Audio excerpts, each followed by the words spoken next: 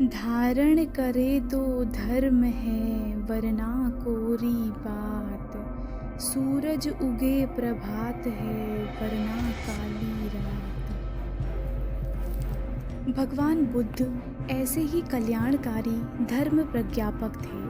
उन्होंने जो सिखाया उसे धर्म कहा, न कि बौद्ध धर्म।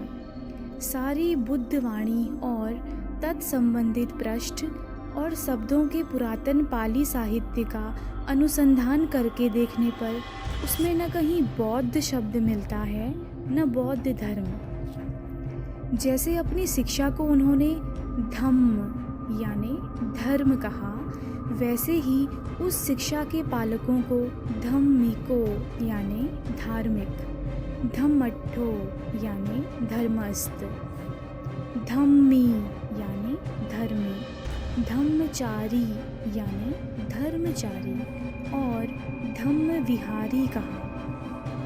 भगवान बुद्ध ने अपने आप को भीषक कहा, वैद्य कहा, चिकित्सक कहा। वह सचमुच एक अद्वितीय मनोचिकित्सक थे। एक कुशल वैद्य की भांति उन्होंने रोग को जाना, रोग के कारण को पहचाना, उस कारण को दूर करने का उपाय ढूंढ निकाला और उसके समुचित प्रयोग द्वारा कारण का निवारण कर रोग को दूर करने में सफल हुए। जन्म, जरा, व्याधि और मृत्यु के भव रोग से दुखी व्यक्ति को अनचाही के होने और मनचाही के न होने के दुखों से दुखी व्यक्ति को इन दुखों से मुक्त होने की सहज सरल विधि बताई, जिसके अभ्यास से कोई भी व्यक्ति दुख मुक्त हो सकता है, चाहे वह अपने आप को हिंदू कहे या बौद्ध, जैन कहे या मुस्लिम, ब्राह्मण कहे या शूद्र, भारतीय कहे या अंग्रेज, आत्मवादी कहे या नैरात्मवादी, ईश्वरवादी कहे या निरीश्वरवादी। सांप्रदायिकता विहीन सार्वजनीन नैसर्गिक सनातन धर्म किसी का पक्षपात नहीं करता।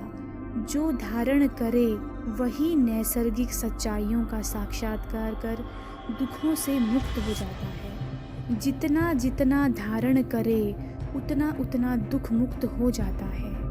उन महाभीषक ने इस भव मुक्ति की विधि को विपश्यना कहा।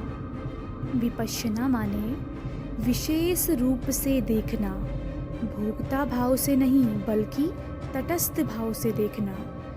अपनी 3.5 हाथ की काया के भीतर क्षण प्रति क्षण जो सत्य प्रकट हो रहा है, उस पर किसी दार्शनिक मान्यता का अथवा सांप्रदायिक अंधविश्वास का रंग रोगन चढ़ाए बिना वह जैसा है उसे यथाभूत वैसा ही देखना।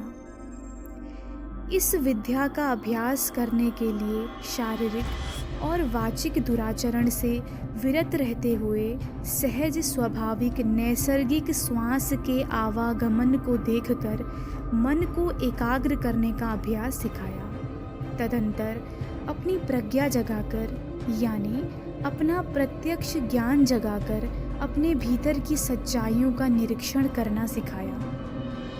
जब कोई व्यक्ति सील और समाधि की बुनियाद पर आधारित प्रज्ञा जागृत करने वाली इस विपश्यना विधि का अभ्यास आरंभ करता है, तो उसे बहुत शीघ्र अपने भीतर चित्त और शरीर का, या उन दिनों की भाषा में कहें तो नाम और रूप का सारा प्रपंच समझ में आने लगता है।